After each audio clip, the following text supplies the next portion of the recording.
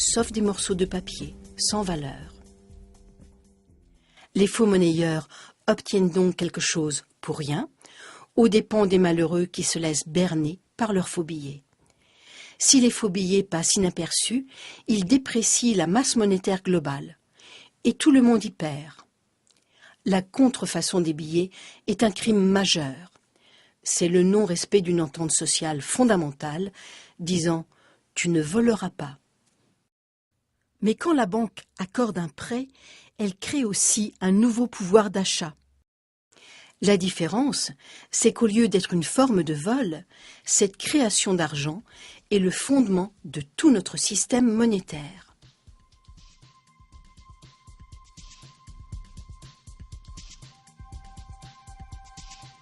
Alors comment se fait-il que la création de l'argent à partir de rien est un crime, dans le premier cas, mais qu'elle est une pratique commerciale standard par laquelle est créé presque tout l'argent du monde, dans l'autre cas?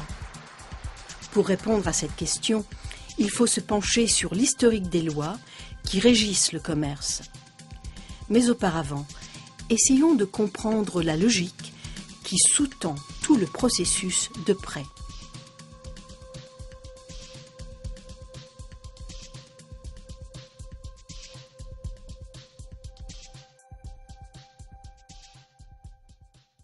L'emprunteur veut faire un achat, mais il n'a pas d'argent pour le faire à présent. Par contre, il est certain d'avoir assez d'argent à l'avenir pour payer à la fois son achat et les intérêts sur un prêt. Alors, l'emprunteur va à la banque pour demander un prêt. Il peut faire une promesse tout à fait crédible d'avoir de l'argent à l'avenir. Mais maintenant, il a les poches vides, et c'est bien pourquoi il a besoin d'un prêt. Nous savons tous ce qui se passe ensuite. La banque demande à l'emprunteur de signer un accord par lequel il s'engage à payer à la banque le montant du prêt plus les intérêts. En cas de défaut de paiement, l'emprunteur s'engage à céder à la banque ce qu'il a acheté avec le prêt. Chaque jour dans le monde, ce processus se répète un nombre infini de fois. Mais il pose un problème. Peut-il promettre en garantie quelque chose dont il n'est pas encore propriétaire? Si je veux vous emprunter 10 000 $ pour partir en croisière en Europe, est-ce que vous allez accepter l'auto de mon voisin comme garantie? Bien sûr que non. Vous savez parfaitement que je n'ai pas légalement le droit de vous donner l'auto de mon voisin. Mais si je promets d'acheter l'auto de mon voisin avec 10 000 $ que vous me prêtez, c'est différent. Vous risquez d'accepter de me prêter ces 10 000 $, pensant que je vais acheter l'auto et la donner en garantie du prêt une fois que j'en serai légalement propriétaire. Mais tant que la transaction n'est pas conclue, votre prêt de 10 000 $ ne peut pas être garanti par le titre de propriété de cette auto. Le problème posé par cette suite d'événements est facile à éviter. Vous pourriez acheter l'auto et puis me la vendre. La banque pourrait faire de même. Si l'emprunteur promet à la banque d'acheter quelque chose, pourquoi est-ce que la banque n'achète pas ce quelque chose avec son argent pour le revendre à l'emprunteur qui remboursera avec des intérêts? La réponse est simple. C'est parce que la banque, comme l'emprunteur, a les poches vides quand elle effectue la transaction. Le rôle de la banque lors d'un soi-disant accord de prêt, c'est de créer un compte pour l'emprunteur. En vérité, le soi-disant emprunteur a financé son propre compte en s'engageant frauduleusement à donner en garantie une auto qui n'est pas encore à lui. Et la banque, qui est le prétendu prêteur, n'a pas avancé d'argent. Si tout se passe bien, elle n'aura jamais à le faire.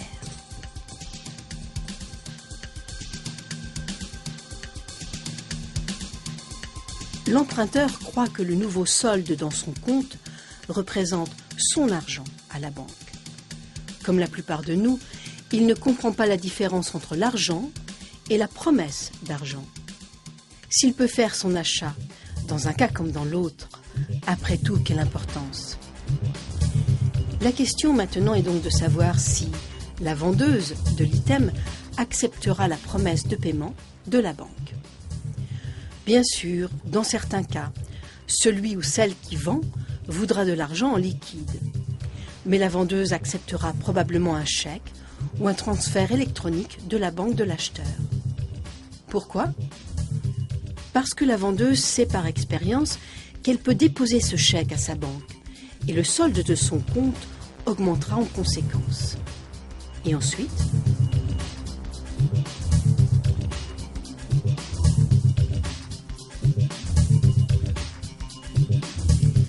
la banque de l'acheteur doit maintenant le montant du prêt à la banque de la vendeuse. Alors vous pensez peut-être que cet argent va bel et bien être transféré. Mais la promesse de paiement faite à l'emprunteur par sa banque a simplement été transformée par cette transaction. C'est devenu une promesse de paiement faite par cette banque à la banque de la vendeuse. Mais la banque de l'acheteur doit transférer une partie de l'argent à la banque de la vendeuse, non ? Oui, probablement, mais une toute petite partie. Et à long terme, aussi longtemps que la banque obtient suffisamment de dépôts, le montant net de l'argent existant dont la banque aura besoin pour couvrir ses prêts peut théoriquement être de zéro. Comment ? Imaginons tout d'abord que la vendeuse a son compte bancaire dans la même banque que l'acheteur. Elle dépose le chèque de l'acheteur dans son compte à elle. La banque a une seule chose à faire, déduire du compte de l'acheteur le montant crédité au compte de la vendeuse. Comme dans les deux cas, ce ne sont que des promesses, aucun argent existant ne transite vraiment. Quel est le résultat final de cette opération ? La banque a créé un crédit bancaire d'un montant de 10 000 $ pour l'emprunteur. L'emprunteur a acheté une auto, qui est quelque chose de bien réel, et la vendeuse a maintenant un crédit bancaire de 10 000 $. 10 000 $ ont été créés pour l'achat d'un bien très concret, sans que la banque ou quiconque n'y mette le moindre argent. En plus, la banque va se faire rembourser tout cet argent par l'emprunteur avec des intérêts. Et s'il ne paie pas, la banque récupérera l'auto. Des tours de magie comme celui-là, on n'en voit d'habitude qu'au spectacle. Mais qu'est-ce qui se passe si la vendeuse dépose son chèque dans une autre banque ? Est-ce que la banque de l'acheteur devra transférer des fonds à la banque de la vendeuse ? Peut-être, mais sans doute infiniment moins que le total du prêt, car le système bancaire fonctionne comme une seule banque. Pour bien le comprendre, ajoutons une autre transaction à ce scénario. Imaginons que le même jour, la banque de la vendeuse a consenti un prêt similaire à une vieille dame qui a acheté un méga système de cinéma à domicile. Le magasin d'électronique a déposé le chèque de cette dame à sa banque. La banque du magasin d'électronique avait fait un prêt similaire qui avait été déposé à la banque de l'emprunteur d'origine. Une fois toutes les transactions réglées, les banques ne se doivent rien, ou s'il y a de petites différences, ce n'est qu'une infime partie du crédit total ainsi créé. C'est clair. Bien que les banques ne prêtent pas vraiment l'argent des déposants, contrairement à ce qu'on croit généralement, elles ont besoin de dépôts pour consentir des prêts. En effet, les banques ont besoin de faire rentrer des crédits provenant d'autres banques pour compenser les crédits qu'elles émettent à d'autres banques. Aussi longtemps qu'une banque parvient à équilibrer les rentrées et les sorties de crédit, elle peut consentir de nouveaux prêts et donc continuer à créer de l'argent. Aucun argent créé ne devra vraiment sortir de ses poches. La banque est libre d'investir ses propres fonds en obligations de société et en obligations d'État ou dans tout autre instrument financier autorisé par sa charte. Toutes ces transactions peuvent être résumées